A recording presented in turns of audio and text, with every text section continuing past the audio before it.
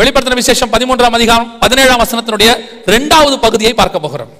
இது இல்லாமல் வாங்கவும் விற்கவும் கூடாதபடிக்கு அந்த மிருகத்தின் முத்திரையாவது நாமத்தையாவது நாமத்தின் லக்கத்தையாவது தரித்துக் கொள்கிறவன் தவிர வேறு ஒருவனும் கொல்லவும் விற்கவும் கூடாதபடிக்கு செய்தது. எப்படி கொல்லவும் விற்கவும் கூடாதபடிக்கு செய்தாங்க அப்படின்னு சொன்னா, உலகம் முழுக்க இந்த ஐசி சிஸ்டம் அல்லது உங்களுக்கு சொன்ன ரெசிடென்ஸ் கார்டு சிஸ்டம் இதை கொண்டு வந்தாங்க. எல்லா நாடுகளையும் கொடுக்கும் போது என்ன பண்ணாங்கன்னா, இந்த கார்டு இல்லாம நீங்க வெளியே போக முடியாதுங்கிற நிலை இருக்கு. உங்க நாட்டை பத்தி எனக்கு சரியா தெரியாது. You must carry the card everywhere. நீங்க எங்க போனாலும் என்ன செய்யணும், கார்டு கொண்டு போகணும். ஏன்? இதோட போட்டோ காப்பி கொண்டு போக கூடாது, ஒரிஜினல் தான் கொண்டு போகணும். அப்படிதான் ரூல் இருக்கா? அதான் ரூல், எல்லா நாட்டிலையும் அதான் rule. You must carry the original. ஏன் அப்படின்னு கேட்டா, அந்த ஒரிஜினல் ஐசில இருந்தா ரேடியோ ஃப்ரீக்வன்சி வரும். உங்களை 24 hours கண்காணிக்கிறதுக்கு தான் என்ன செய்யறாங்க, கேரி பண்ண சொல்றாங்க. இப்போ இது என்ன பண்றாங்க, இது ஒன் கார்டு சிஸ்டமா மாத்துவாங்க. எப்படி ஒன் கார்டு சிஸ்டம்? ஏற்கனவே உங்ககிட்ட ஒரு 7-8 கார்டு இருக்கும். பிள்ளைகள் பேசக்கூடாது. ஏற்கனவே உங்ககிட்ட ஒரு 7-8 கார்டு இருக்கும். எல்லா கார்டு இருக்கும். பேங்க் கார்டு இருக்கும், டிரைவிங் லைசன்ஸ் இருக்கும், அப்புறம் வந்துட்டு ரெசிடென்ஸ் கார்டு இருக்கும், அப்புறம் நம்ம ஊர்ல ஓட்டர் ஐடி வச்சிருப்பாங்க. இந்த மாதிரி நிறைய கார்டு வச்சிருக்கிறோம். இந்த கார்டு எல்லாத்தையும் என்ன பண்றாங்க, ஒன் கார்டு சிஸ்டமா மாத்துவாங்க. இது வந்து பயோமெட்ரிக்னு பேரு. இந்த ஒன் கார்டு சிஸ்டமா மாத்துறதுக்கு ஃபர்ஸ்ட் என்ன பண்ணுவாங்கன்னு கேட்டீங்கன்னா, இந்த கார்டை எல்லாத்தையும் இணைப்பாங்க. இந்த கார்டை எல்லாத்தையும் என்ன செய்வாங்க, இணைப்பாங்க. இப்ப பாருங்களேன் எப்படி இணைச்சாங்க நான் சொல்றேன். இந்தியாவில் எப்படி இணைச்சாங்க, இந்த ஊர்ல எனக்கு தெரியாது. இந்தியாவில் எப்படி இணைச்சாங்க நான் சொல்றேன். ஆதார் யாராவது வாங்கியிருக்கீங்களா? இந்தியாவில் வாங்கியிருக்கீங்களா எல்லாரும்? Very good. இந்த ஆதார் வாங்குறதுக்கு என்ன காரணம் சொன்னாங்க ஞாபகம் இருக்குதா? ஆதார் கண்டிப்பா வாங்கணுன்றதுக்கு ஒரு காரணம் ஒன்று சொன்னாங்க. என்ன சொன்னாங்கன்னா, ஆதார் வாங்கினாதான் கேஸ் மானியம் கிடைக்கும், இல்லாவிட்டால் கேஸ் உங்களுக்கு என்ன கிடைக்காது, சப்சிடரி கிடைக்காது. நீங்க ஃபுல் பேமெண்ட் கொடுக்கணும். ஒரு கேஸோட ஃபுல் பேமெண்ட் 800 ரூபாய், சப்சிடரியில் வாங்கினா 400 ரூபாய். நான் சொல்ற ஒரு 8 வருஷம் 10 வருஷத்துக்கு முன்னாடி அப்படி இருந்துச்சு. உடனே நம்மள என்ன சொன்னாங்க, அந்த 400 ரூபாய் வேணும்னா நீங்க எல்லாரும் என்ன செய்யணும், ஆதாரை ப்ரொடியூஸ் பண்ணி ஆதார் நம்பரை கொடுக்கணும் அப்படின்னாங்க. நம்மளும் இந்த 400 ரூபாய்க்காக என்ன பண்ணோம், அத்தனை பேரும் போய் வரிசையில் நின்று ஆதார் வாங்கணும் தானே எல்லாரும் வாங்கணும். இந்த 400 ரூபாய்க்கு நம்ம என்ன கொடுத்தோம், அதான் முக்கியம். 400 ரூபாய்க்கு என்ன கொடுத்துருக்கிறோம், எதை கொடுக்க கூடாதோ அதை கொடுத்துருக்கிறோம். எதை கொடுக்க கூடாது, உலகத்திலே யூனிக் ஐடி நம்முடைய கைரேகை. இது உலகத்துல யாருக்கிட்டயுமே இருக்காதுன்னு வச்சுக்கோங்க. நமக்குன்னு கர்த்தர் பிரத்யேகமா கொடுத்தது. இது மட்டும் இல்ல, இந்த மாதிரி நிறைய இருக்கு நம்ம உடம்புல. நம்ம இதை மட்டும் தான் நினைக்கிறோம். கை ரேகை அப்படிதான் இருக்கும், உங்க கால் பெருவிரல் ரேகை அப்படித்தான். உலகத்துல வேற யாருக்குமே இருக்காது. உங்க உதடு ரேகை வேற யாருக்குமே இருக்காது. உங்க டிஎன்ஏ வேற யாருக்குமே இருக்காது. உங்க கண் கருவிழி இந்த மாதிரி நிறைய இருக்கு பாடியில. ஆண்டவர் யூனிக்கா கொடுத்து வச்சிருக்காரு. எல்லாத்தையும் கேட்டாங்க, அத்தனையும் கேட்டாங்க. எவ்வளவு ரூபாய்க்கு? 400 rupees. 400 rupeesக்கு நம்ம டோட்டல் ஃபேமிலியும் போய் 10 விரல் ரேகை, கண் கருவிழி, போட்டோ, எங்க பிறந்தோம், எங்க வளர்ந்தோம், ஆனா பெண்ணா, அப்பா பேரு, மனைவி பேரு, கணவன் பேரு, பிள்ளைகள், அத்தனை பேரோட டீடைல்ஸ் என்ன பண்ணிருக்கிறோம், மொத்தமா கொடுத்துருக்கிறோம். எவ்வளவுக்கு? அதான் ரொம்ப முக்கியம். அதான் நான் சொல்வேன், நம்ம ஊர்ல எல்லாம் எலி பிடிப்பாங்க, பொறி வச்சு. பிடிச்சிருக்கீங்களா? ஞாபகம் இருக்குதா? எலி பிடிப்பாங்க. அது உள்ள என்ன பண்ணுவாங்கன்னு கேட்டீங்கன்னா, ஒரு சின்ன தேங்காய் பத்தையோ இல்லைன்னா வந்து ஒரு சின்ன கருவாடோ வைப்பாங்க. ஆமா தானே? ஆமா. அது எலி என்ன செய்யும், வந்து கடிச்சோடனே டோர் க்ளோஸ் ஆயிடும். டோர் க்ளோஸ் ஆன பிறகு மறுநாள் காலையில் பார்த்தீங்கன்னா எலி நம்மளை பாவமா பார்க்கும். ஒரு தேங்காய் பத்தைக்கு லைஃபே போச்சே அப்படின்ற மாதிரி பாவமா பார்க்கும். அந்த தேங்காய் பத்தைக்கு பேர் தான் மானியம், சப்சிடரி. வச்ச ஆளுங்களுக்கு பேர் தான் கவர்மெண்ட், ஆன்டி கிரைஸ்ட் கவர்மெண்ட். கடிச்ச எலி யாரு? சும்மா சொல்லுங்க. நம்ம இல்ல, நம்மளை எலியோட கம்பேர் பண்ணிடாதீங்க. ஏன் சொல்றேன்னா, எலி நம்மளை விட அறிவாளி. எந்த எலியாவது ஃபேமிலியா மாட்டி பார்த்திருக்கீங்களா? ஃபேமிலியா எலி தேங்காய் பத்தை கடிக்கிறதுக்கு 2 பிள்ளைகளையும் மனைவியும் கூட்டிட்டு வந்து தேங்காய் பத்தை கடிச்சு பார்த்திருக்கீங்களா? எலி சிங்கிளா தான் மாட்டோம். நம்ம எப்படி வாங்கணும் ரெசிடென்ட் கார்டு? ஃபேமிலியா போய், இல்ல ஆதார் வாங்கும்போது அப்படித்தான் வாங்கணும். எவ்வளவு கிடைக்கும்னா 400 ரூபாய் கிடைக்கும். இப்ப அவங்க என்ன பண்ணாங்க, ஆதார் கார்டை கொடுத்துட்டு அடுத்த ஒண்ணு சொன்னாங்க, கேஸ் மானியம் கொடுப்போம், ஆனா கையில கொடுக்க மாட்டோம். எங்க போடுவோம்? பேங்க்குக்கு போங்க. எப்படி உங்களை இணைச்சாங்கன்னு நான் சொல்றேன். பேங்க்குக்கு போங்கன்னு சொன்னாங்க. இப்ப நம்ம பேங்க்குக்கு போனோம்னா அவன் கேட்டான் ஆதார் நம்பர் கொடு. சோ கேஸ், பேங்க், ஆதார் 3 ஒண்ணாச்சு. இப்போ பேங்க்குக்கு போன உடனே அவங்க என்ன சொன்னாங்க, உங்களுக்கு மானியம் வந்து சப்சிடரி வந்திருக்குதா இல்லையாங்கிறத என்ன பண்ணுவோம், ஒரு SMS வழியா சொல்லுவோம். எவ்ரிபடி வாண்ட் டு கிவ் என்ன கொடுக்கணும்? ஆமா, ஒரு செல்போன் நம்பர் கொடுக்கணும். இப்போ செல்போன் நம்பர் வாங்கணும்னா என்ன பண்ணணும்? ஆதார் நம்பர் கொடுக்கணும். எப்படி லிங்க் பண்றாங்க பாருங்க. இப்படி பணத்தாசை எல்லாத்தையும் வைக்கும் வேற இருக்குது. ஒவ்வொரு நாட்டுக்கும் ஒவ்வொரு மாதிரி. எல்லா நாட்டுக்கும் மானியம் கிடையாது. நீங்க நினைக்க கூடாது எல்லா நாட்டுக்கும் இதே மாதிரி தேங்காய் பத்தை வச்சாங்கன்னா கிடையாது. இந்தியாவுக்கு மட்டும்தான். அவங்களுக்கு போதும், அவனுக்கு சின்ன 400 ரூபாய் கொடுத்தா போதும், மொத்த பேரையும் பிடிச்சலாம் முடிவு பண்ணிட்டான். அமெரிக்காவுக்கு அந்த கான்செப்ட் கிடையாது. அமெரிக்கா கான்செப்ட் வேற. அங்க ஃபைன், உங்ககிட்ட ஐசி இல்லாட்டி ஃபைன், மலேசியா போனீங்கன்னா அதே நிலைமை தான். ஐசி இல்லாம வெளியே போனோம்னா அவங்க ஊர்ல வந்து எத்தனையோ ரிங்கிட் ஃபைன், 300 ரிங்கிட்லாம் ஃபைன் போட்டுருவாங்க. அப்போ ஒவ்வொரு நாட்டுக்கு ஒவ்வொரு விதமா, அவனுக்கு பயம் இருந்தா பயத்தை வச்சு பிடிச்சான், இவனுக்கு பணத்தாசை இருந்தா பணத்தை வச்சு பிடிச்சான். இதைத்தான் நம்ம ஆண்டவர் சொல்றாரு, இது இல்லாமல் நீ எதுவுமே செய்ய முடியாது. இப்ப நீங்க டிராவலே பண்ண முடியாது, ஒரு இடத்துல இந்த நாட்டுக்கு என்ன செய்ய முடியாது, போக முடியாது. இந்த கைரேகை வைக்கிறது என்னன்னா வெளிப்படுத்தல் 13:16 தங்கள் வலது கைகளிலாவது நெற்றிகளிலாவது இதை போடுவாங்கன்னு இருக்கு. இப்ப கொண்டாந்தாச்சு. வேர்ல்டு வைட் பயோமெட்ரிக், எங்க வேணா போங்க எல்லா இடத்துலயும் கைரேகை. இமிகிரேஷனுக்கு போனா கைரேகை, அல்லது நீங்க ரேஷனுக்கு போனா கைரேகை, டிக்கெட் வாங்கினா கைரேகை, பேங்க்குக்கு போனா கைரேகை, எந்த கவர்மெண்ட்டுக்குள்ள நுழைஞ்சாலும் கைரேகை, எல்லா இடத்துலயும் பயோமெட்ரிக் ஐடி. இந்த ஒரு காலத்துல கைரேகை கை நாட்டு வச்சோம்னா படிக்காதவங்கன்னு அர்த்தம். இப்போ கைரேகை வச்சா தான் நீங்க படிச்சவர்னே அர்த்தம். உங்க சிக்னேச்சரை நம்ப மாட்டாங்க, உங்க நம்பரை நம்ப போறது இல்ல, எதுவும் நம்ப போறது இல்ல. Everybody must have the biometric ID. என்னது? உங்களுடைய கைரேகை வைக்கணும். வெளிப்படுத்தல் 13:16 உங்களை ரெடி பண்ணுது இப்போ உலகம். இதெல்லாம் நம்ம கண்ணுக்கு முன்னாடி நடக்குது. இது ஃளைட்ல போறதுக்கு. அடுத்து ட்ரெயின்ல போறதுனாலும் அதே சிஸ்டம் தான். ட்ரெயின்ல போறதுனாலும் இனிமேட்டு நம்பர் வேணும், இனிமேட்டு பயோமெட்ரிக் ஐடி வைக்கணும். குறிப்பாக உங்களுடைய கார்டு சிஸ்டம் அத்தனையிலும் வெளிப்படுத்தல் 13:17 100% ஆம் என்றும் ஆமேன் என்றும் நிறைவேறி விட்டது. பத்திரிகைகள் எழுதுது. இங்க பாருங்க, இது எவ்வளவு எழுதிருக்கான் பாருங்க. நாங்க சொன்னது எவ்வளவு உண்மைன்னு சொல்லி ஆனந்த விகடன் பத்திரிகையில 3/5/2017 ஆதார் ஏன் அவசியமாகிறது அப்படிங்கிற தலைப்புல இந்த ஆதார் அட்டையினுடைய ஆபத்தை முழுக்க முழுக்க எழுதியிருக்கிறாங்க. இதனுடைய பிரச்சனை என்னன்னு சொல்லி நாங்க சொன்னா பயமுறுத்துறோம். இதை நாங்க இதெல்லாம் 2017 2008 இருந்து சொல்றோம். இப்படி ஒரு வரப்போது ஆபத்து வருதுன்னு நாங்க சொன்னா பயமுறுத்துறோம். நீங்க ஆனந்த விகடன் பத்திரிகை சொல்றான், என்ன சொல்றாங்க கேளுங்க. ஆனந்த விகடன் பத்திரிகையில் அவங்க என்ன சொல்றாங்க பாருங்க. இது அமெரிக்கா வச்சிருக்கிற டேட்டா பேஸை விட 10 மடங்கு பெருசு. அமெரிக்கா வைத்திருக்கும் களஞ்சியத்தை விட 10 மடங்கு பெருசு. அதாவது அமெரிக்காவில் இருக்க மக்கள் தொகை 35 கோடி 40 கோடி பேர் தான் இருக்காங்க. இந்திய மக்கள் தொகை எப்படி 120 கோடி. இந்தியா அமெரிக்காவில் இருக்கிற டேட்டா பேஸை விட 10 மடங்கு பெருசா இந்தியாவில். இந்த 120 கோடி பேரையும் என்ன செய்ய போறாங்க அப்படின்னு இங்க இருக்கு. ஒரு மோசமான அரசு குடிமக்களை வேவு பார்க்கிறதற்கும் ஃபர்ஸ்ட் கவர்மெண்ட் என்ன செய்ய போதான், இந்த ரெசிடென்ஸ் ஐசியோ அல்லது உங்களுடைய ஆதாரோ அல்லது வந்து யூரோப்ல கொடுக்கிற ஐசியோ எல்லாத்தையும் வச்சு உங்களை என்ன பண்ண போறாங்க, உங்களை கண்காணிக்க போகிறாங்க. 24 hours சர்வைலன்ஸ் குள்ள வைக்க போறாங்க.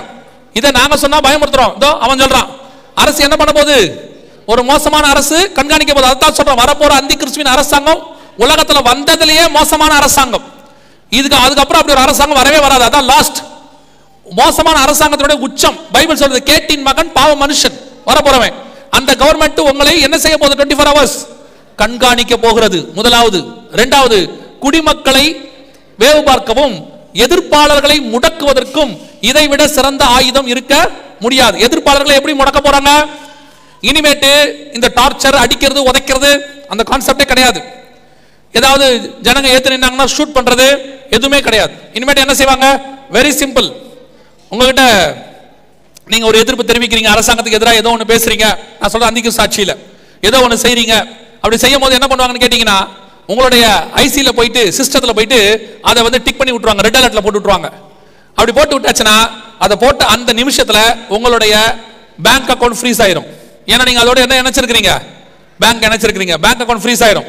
உங்க டிரைவிங் லைசன்ஸ் உடனடியாக வித்ஹெல்டுக்கு போயிடும், காலாவதி லிஸ்ட்டுக்கு வந்துடும். உங்களுடைய எல்லா அரசாங்கத்தினுடைய அந்த நம்பருக்கு கீழே என்னென்ன இருக்குதோ எல்லாமே என்ன ஆயிடும், ஜாம் ஆயிரும். இப்போ நீங்க போய் அக்கௌண்ட் நம்பரை போட்டீங்கன்னா, ஏடிஎம் மிஷின்ல கார்டை போட்டீங்கன்னா மிஷின் சொல்லும், உங்களுடைய தற்காலிகமாக உங்கள் அக்கௌண்ட் தடை செய்யப்பட்டிருக்கிறது. உங்களுடைய ஐசி, டிரைவிங் லைசன்ஸ் எல்லாம் தடை செய்யப்பட்டிருக்கும். உங்களுக்கு கீழே உங்க பிள்ளைகள் இருப்பாங்க, உங்க பிள்ளைகளுக்கு நம்பர் கொடுக்குறாங்க. தெரியுமா தெரியாதா? ஒரு காலத்துல நம்பர் கொடுக்கும்போது எல்லா நாட்டிலையுமே நம்பர் கொடுக்கும்போது, மலேசியால ஃபர்ஸ்ட் நம்பர் கொடுக்கும்போது 15 வயதுக்கு மேற்பட்டவர்களுக்கு தான் நம்பர்னு சொன்னாங்க, 12 வயதுக்கு மேற்பட்டவர்களுக்கு தான் நம்பர்னு சொன்னாங்க.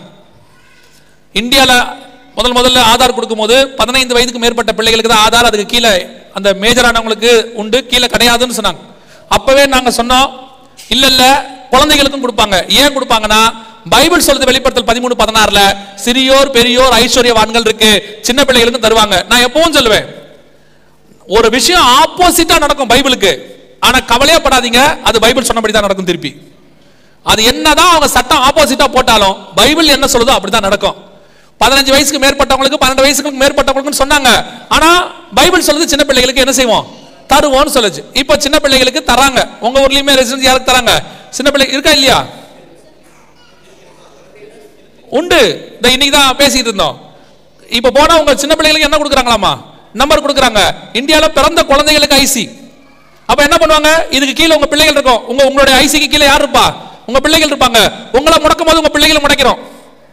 ஸ்கூலுக்கு போக முடியாது, அட்டெண்டன்ஸ் இருக்காது, கொடுக்க மாட்டாங்க, எதுவும் பண்ண முடியாது. சரி ஓகே, இதுக்கு மேல இங்க இருந்தா பிரயோஜனம் இல்ல, பேசாம கிளம்பி நம்ம வெளிநாட்டுக்கு வேலைக்காவது போயிடலாம். அந்த நாட்டில் போய் சர்வலை விளையாட்டு போயிட்டு நீங்க ஏர்போர்ட்டுக்கு போனீங்கன்னா உங்க பாஸ்போர்ட்டை கொடுத்த உடனே பாஸ்போர்ட் என்ன செய்யப்பட்டிருக்கும்? முடக்கப்பட்டிருக்கும்.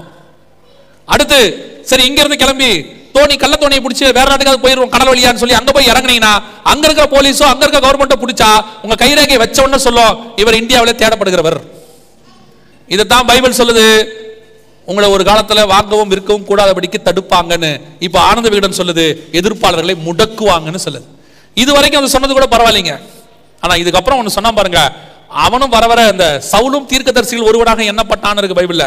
அந்த மாதிரி ஆனந்த விகடன் பத்திரிகைக்காரன் கூட பரவாயில்ல, அவனுக்கு கூட அறிவு இருக்கு. இப்ப அதுதான் இப்போ ஆனந்த விகடனுக்கு இருக்கிற அறிவு நான் சொல்லல, ஏற்கனவே நான் நிறைய சொல்லிடுறேன், என் மேல பிரச்சனையா இருக்கு. அவன் என்ன சொல்றான் பாருங்களேன், குடிமக்களை வேவு பார்ப்பதற்கும் எதிர்ப்பாளரை முடக்குவதற்கும் இதை விட சிறந்த ஆயுதம் இருக்க முடியாது. யூதர்களின் வீடுகளை இலக்கமிட்டு தாக்கிய ஹிட்லர் போன்றவர்களுக்கு நவீன தொழில்நுட்பம் வழங்கிய ஆயுதமாய் கூட இதை மாற்றும் சாத்தியம் உள்ளது. அவன் என்ன சொல்றான், ஹிட்லர் ஃபர்ஸ்ட் என்ன பண்ணார்னா அவங்க சிட்டிசன்ஸ்க்கு நம்பர் கொடுத்தார், 5 டிஜிட் நம்பர். அந்த 5 டிஜிட் நம்பரை எல்லாரும் வாங்கணும்னாரு 1936ல. அத்தனை பேரும் இதே மாதிரி ரிஜிஸ்டர் பண்ணாங்க. ரிஜிஸ்டர் பண்ண உடனே அவர் பண்ண முதல் வேலை யார் யூதர்கள் யார் ஜெர்மனிக்காரங்கன்னு வேறு பிரிச்சார். வேறு பிரிச்சுட்டு ஒரு சட்டம் போட்டாரு, யூதர்கள் ஜெர்மனியில் குடியேறினவர்கள், இந்த ஜெர்மனிக்காரங்க தான் பூர்வீகக்காரர்கள். அதனால யூதர்களுக்கு லேண்ட் வச்சுக்க என்ன கிடையாது, உரிமை கிடையாது. அவங்க இங்க என்ன பண்ணலாம், இருக்கலாம், வாழ்ந்துக்கலாம், பட் இங்க என்ன வச்சுக்க கூடாது, லேண்ட் வச்சுக்க கூடாதுன்னு ஒரு சட்டத்தை போட்டார். அதான் ஃபர்ஸ்ட் சட்டம் ஆரம்பிச்சிச்சு. அப்புறம் கொஞ்சம் கொஞ்சமா யூதர்கள் எதிர்ப்பா மாறி கொலை செய்யற அளவுக்கு அவர் போயிட்டார், நம்ம எல்லாருக்கும் தெரியும். அதான் அவன் சொல்றான், அன்னைக்கு அவன் எப்படி அந்த நம்பரை வச்சு ஜனங்களை வேறு பிரிச்சு குறிப்பிட்ட கூட்டத்தை சித்திரவதை செஞ்சானோ அது மாதிரி ஹிட்லர் மாதிரி ஒருத்த வந்தா அவனுக்கு இது ரொம்ப யூஸ்ஃபுல். அவன் வச்சிருந்ததை விட இது ரொம்ப யூஸ்ஃபுல். ஆமா, எவ்வளவு பெரிய ப்ராபசி தெரியுமா? இவன் என்ன சொல்றான், ஹிட்லர் மாதிரி ஒரு சர்வாதிகாரி வந்தானா ஜனங்களை கொடுமைப்படுத்துறதுக்கு இந்த அட்டை ரொம்ப யூஸ்ஃபுல்னு சொல்றான். அவன் வந்தானான்னு சொல்றான், பைபிள் வருவான்னு சொல்லுது. அவன் அசம்ஷன்ல சொல்றான், வந்தானா ஜனங்களை கொடுமைப்படுத்துறது ரொம்ப ஈஸி. என்ன பண்ணுவான், போயிட்டு சிஸ்டத்துல போயிட்டு யார் யாரெல்லாம் கிறிஸ்தவங்க யார் யாரெல்லாம் கிறிஸ்தவர்கள் அல்லாதவர்கள் ஒரு நிமிஷத்துல டேட்டா எடுத்துருவான். இப்ப ஆட்டோமேட்டிக்கா எதெல்லாம் சர்ச்சு எதெல்லாம் சர்ச்சு இல்ல எல்லா நாட்டிலையும் ஒரு வேலை பண்றாங்க தெரியுமா? உங்களுக்கு தெரியுமான்னு தெரியாது, ஊழியக்காரங்களுக்கு தெரியும். எல்லா நாட்டிலையும் சர்ச்சஸ் எங்க இருக்கு, இண்டிபெண்டன்ட் சர்ச்சஸ் எங்க இருக்கு, எத்தனை பாஸ்டர்ஸ் இருக்காங்க, எவ்வளவு விசுவாசி இருக்காங்க, எல்லா கணக்கெடுப்பு நடத்திட்டாங்க. ஆல் ஓவர் த வேர்ல்டு நான் சொல்றேன். எல்லா நாடும் கீழே அந்த வேலையை செஞ்சுக்கிட்டு இருக்குது. இந்தியா உட்பட எல்லா நாட்டிலும் லிஸ்ட் எடுத்தாச்சு. நாளைக்கு ஆன்டி கிரைஸ்ட் ஐரோப்பால இருந்து வரும்போது இந்த டேட்டா பேஸ் மட்டும் அவன் கையில கிடைச்சா போதும், ஒரே ஒரு சிஸ்டத்துல உட்கார்ந்து நான் கிறிஸ்டியன்ஸ் கிறிஸ்டியன்ஸ் தட்டினானா யார் யாரெல்லாம் கிறிஸ்டியன்ஸ் மொத்தம் வந்துடும். இது வருகைக்கு அப்புறம் நல்லா தெரிஞ்சுக்கொள்ளுங்க. அப்ப வருகையில ஏற்கனவே எவ்வளவு பேர் போயிருப்பாங்க, 50% போயிருக்கோம். எந்த 50% போயிருக்கோம்? கிறிஸ்தவத்துல 50% இல்ல, சபையில 50%. நீங்க நினைச்சு கூடாது டோட்டல் கிறிஸ்டியன்ல 50% போகாது. சிலை வழிபாடு உள்ள கிறிஸ்தவன் ஒருத்தன் கூட போக மாட்டான். இயேசு இப்ப நம்ம கிறிஸ்தவத்துல என்ன பிரச்சனை, இயேசு கிறிஸ்துவ கடவுளே இல்லைன்னு சொல்ற ஜெகோவா விட்னஸும் கிறிஸ்டியன் தான் நம்ம ஊரை பொறுத்த வரைக்கும், நம்ம நாட்டுல அப்படிதானே? ஆமா, பிதாவாகிய தேவன் இல்ல ஒன்லி ஜீசஸ் கிரைஸ்ட் ஆங்கறவனும் கிறிஸ்டியன் தான். நமக்கு சிலை வழிபாடு பண்றவனும் கிறிஸ்டியன் தான். நமக்கு ஜெசுவைட்னு ஒரு பிரிவு இருக்கு. ஜெசுவைட் இல்ல, அதுக்கு வேற ஒரு பேர் இருக்குது, மார்மன்ஸ். அவன்லாம் டெட்லி அகைன்ஸ்ட் கிரைஸ்ட், அவனும் கிறிஸ்டியன். நமக்கு நீங்க கிறிஸ்துவ டினாமினேஷன் போட்டு பாருங்க, இவன்லாம் வருவான். அதனால இவன்லாம் 50% போக மாட்டான். யார் 50% போகும், சபைக்குள்ள உட்கார்ந்துருக்கீங்க, இவ்வளவு மழையில வந்திருக்கீங்கல்ல, இதுல 50% போகும். இப்ப உங்களுக்கு தேவை யார் அந்த 50%, யாருன்னு நீங்களே முடிவு பண்ணீங்க. அப்போ ஒரு கூட்டம் போயிடும், மிச்சம் இருக்கிற கிறிஸ்டியன்ஸ் அப்படியே டேட்டா பேஸ் எடுத்துருவான், சித்திரவதை செய்வார்கள்.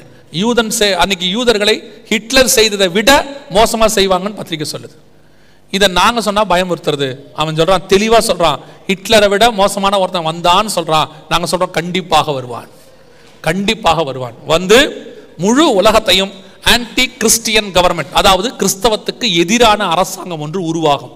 அந்த கிறிஸ்தவத்துக்கு எதிரான அரசாங்கம் ஒன்று வரும்பொழுது அதற்கு தலைவராக வருகிறவனுக்கு பேர் தான் ஆன்டி கிரைஸ்ட். கிறிஸ்தவத்துக்கு எதிரானவன் அர்த்தம். அவ்வளவுதான். கிறிஸ்தவத்துக்கு எதிராக இருக்கிறவன்லாம் யார் தான்?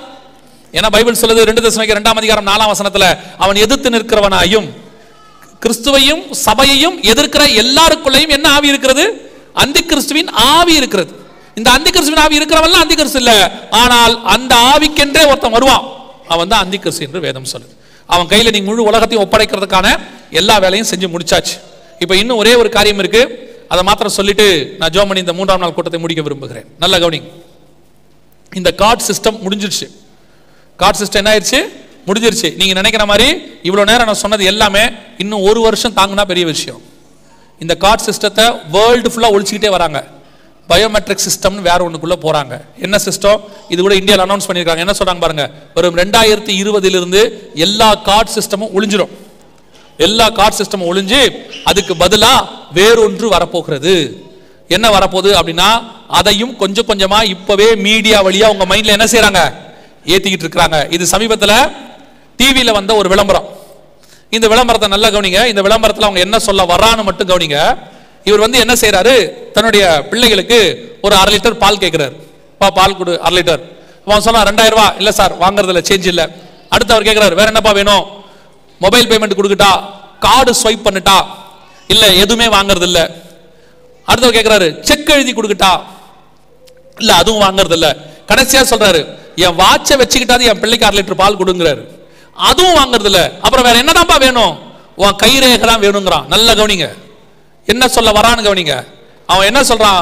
உன் கைரேகையை வச்சு ஆதார் நம்பரை போட்டா உனக்கு பால் கிடைக்கும் அப்படின்னு சொல்றான். இது சமீபத்தில் வந்ததான டிவியில வந்த ஒரு விளம்பரம். இந்த விளம்பரத்தினுடைய பின்புலத்தை கவனிங்க. அவர்கிட்ட பணம் இருக்கு, புரியுதா? பணம் இருக்கு, பேங்க்ல பணம் இருக்கு, கார்டு இருக்கு, செக் இருக்கு, பண்டமாற்று பொருள், பழைய பொருள், பழைய மெத்தடு, வாட்ச் எல்லாம் இருக்கு. ஆனா 1/2 லிட்டர் பால் கிடைக்காது. அவன் சொல்ல வரான், 1/2 லிட்டர் பால் கிடைக்காது. அந்த காலத்திலே கர்ப்பவதிகளுக்கும் பால் கொடுக்கிறவர்களுக்கும் ஐயோ. அப்ப என்னதாங்க வேணும்? உன் கைரேகை தான் வேணும். உன் கையை வச்சு நம்பரை போட்டா, வெளிப்படுத்தல் 13, 16, 17, தங்கள் வலது கைகளிலாவது ஒரு நம்பர் இருந்தா எதையும் வாங்க முடியும், விற்க முடியும். எத்தனை துல்லியமான தீர்க்க தரிசனம்! எத்தனை துல்லியமான தீர்க்க தரிசனம்! இத்தனை துல்லியமாய் தீர்க்க தரிசனம் உரைத்த வேதமும் தேவனும் உலகத்தில் ஒருத்தர் கூட கிடையாது. அந்த தேவன் இயேசு கிறிஸ்து, அந்த வேதம் பரிசுத்த வேதாகமம் மட்டுமே. அதை ஆண்டவர் எழுதி தெளிவா நம்ம கையில கொடுத்திருக்கிறார். அவன் சொல்றான், நீ எது இருந்தாலும் உனக்கு கிடைக்காது. இனிமேட்டு உனக்கு உன் பிள்ளைக்கு பால் வேணுமா? பணம் இருந்தா வாங்க முடியாது, பொருள் இருந்தா வாங்க முடியாது, கார்டு இருந்தாலும் வாங்க முடியாது. என்ன வேணும்? பயோமெட்ரிக். உன் கையை வைக்கணும். கையை வச்சு நம்பர் போட்டதான். இதுக்கு பேரு மைக்ரோ ஏடிஎம்னு பேரு. இந்த மைக்ரோ ஏடிஎம் சிஸ்டம்னா என்ன அப்படின்னு கேட்டீங்கன்னு சொன்னா, இனிமேட்டு உங்களுடைய கார்டு சிஸ்டம் எல்லாமே முடிஞ்சு போயிடும். இனிமேட்டு எல்லாமே முடிஞ்சு போயிடும். கார்டு சிஸ்டம் எல்லாம் முடிஞ்சிடும். இனிமேட்டு வருகிற காலத்துல இருந்து கையை வச்சு ஆதார் நம்பர் போடுற மெத்தடை கொண்டுட்டாங்க. உங்க ஐசி நம்பர்னு வச்சுக்கோங்க. இந்தியாவில் ஆதார், இங்க ஐசி. கைரேகையை வச்சு உங்களுடைய நம்பரை போட்டா மட்டும்தான் உங்களுக்கு கிடைக்கும். இனிமேட்டு கார்டு கிடையாது, எதுவுமே கிடையாது. இந்த சிஸ்டம் இப்போ வேர்ல்டு வைட் எல்லா நாட்டிலையும் கொண்டு வந்தாச்சு. ஆல்ரெடி இருக்கு. இதுக்கு பேரு கேஷ்லெஸ் சொசைட்டின்னு பேரு. Cashless society. இனிமேட்டு என்ன கிடையாது? கார்டு கிடையாது, பணம் கிடையாது. எல்லா இடத்துலயும் என்ன பண்ண போறாங்க? கைரேகையை வைக்கிற மெத்தடை உங்க மைண்ட்ல ஏத்த தொடங்கிட்டான். இது 2 வருஷமா ஏத்திட்டு இருக்காங்க. இப்ப மக்களே ரெடி ஆக ஆரம்பிச்சிட்டாங்க எல்லா இடத்திலும். அதனாலதான் உங்களுக்கு சொன்னேன், போய் ஆதாருக்கு போனா கைரேகை வைக்கணும், ஏர்போர்ட்டுக்கு போனா கைரேகை வைக்கணும், பேங்குக்கு போனா கைரேகை வைக்கணும், கவர்மெண்ட்டுக்கு போனா கைரேகை வைக்கணும். இப்ப ஏடிஎம்க்கு கைரேகை. எல்லா இடத்துலயும் என்ன மெத்தடு? பயோமெட்ரிக். பயோமெட்ரிக். ஏன்? வெளிப்படுத்தல் 13, 16 உங்களை ரெடி பண்ணிட்டான். 100% ரெடி பண்ணிட்டான். கர்த்தருக்கு சித்தமானால் நம்முடைய தலைமுறையில பயோமெட்ரிக் சிஸ்டம் உலகம் முழுக்க வந்துரும். வருமா? இல்ல எப்பயாவது வாய்ப்பு இருக்குதான்னு கேட்டீங்கன்னா, வர தொடங்கிருச்சு. முதல் செங்கல் வச்சாச்சு. ஒரு நாட்டுல, இந்த உலகத்தில் இருக்கிற ஒரு நாட்டுல அபிஷியலாக no cash, only biometric announce பண்ணியாச்சு. இந்த நாட்டுல கேஷ் கிடையாது. எங்கேயுமே அவங்க வெளிநாட்டுக்கு போனா யூஸ் பண்றதுக்கு தான் கேஷ். உள்நாட்டுக்குள்ள கேஷே கிடையாது. எங்க போனாலும் கை வைக்கணும். கர்த்தர் சொன்னபடியே எல்லா தீர்க்க தரிசனம் நிறைவேறுகிற தலைமுறை நம்முடைய தலைமுறை. நம்முடைய தலைமுறை. நிறைய பேர் என்ன நினைக்கிறாங்கன்னா, 2000 வருஷமா இயேசு வராரு, இயேசு வராருன்னு சொல்றாங்க. இப்படிதான் கத்துறாங்க, இயேசு வராருன்னு.